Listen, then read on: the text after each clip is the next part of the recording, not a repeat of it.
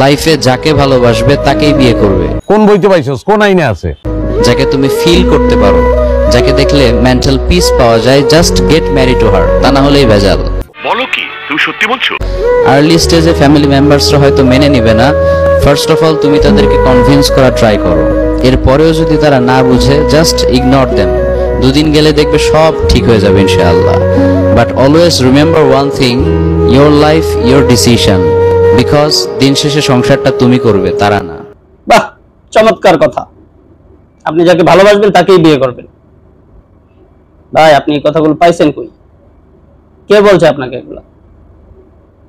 আপনি যেভাবে বলতেছেন, আপনার কথার স্টাইলে মনে হচ্ছে অবৈধ ভালোবাসা, অবৈধ সম্পর্ক জায়েজ। আপনার কথাগুলো শুনে মনে হচ্ছে আর কি। আসলে তো জায়েজ না অবৈধ সম্পর্ক সেটা, কিন্তু আপনি যেভাবে বলছেন সেভাবে কিন্তু আমাদের যুব সমাজ নষ্ট হবে, এটা স্বাভাবিক।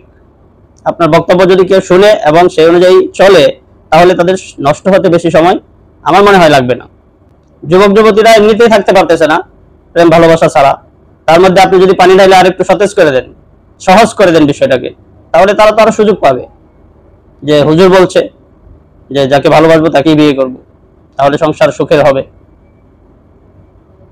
আপনার কথা শুনে তারা কিন্তু এর প্রতি আরো উৎসাহী হবে।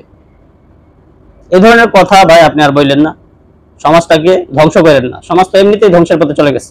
আপনি একটু সংযত হন, কথা বলা স্টাইল কপি করতে পারেন, একজন একটা কপি করেন আপনার, তাতে আমার কোনো সমস্যা নাই।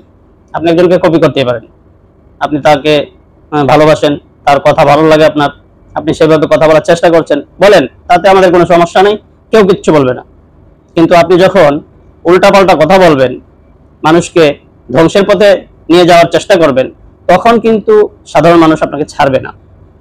আপনি তো মাহফিলে কথাগুলো বলেন না, আপনি তো এক জায়গায়, যে কোনো এক জায়গায় দাঁড়ায় কথাগুলো বলেন এবং সোশ্যাল মিডিয়াতে যখন ছাড়েন তখন কিন্তু সবাই সেটা দেখতে পারে। এই জনগণ কিন্তু আপনাকে ছাড়বে না, ছাড় দিবে না।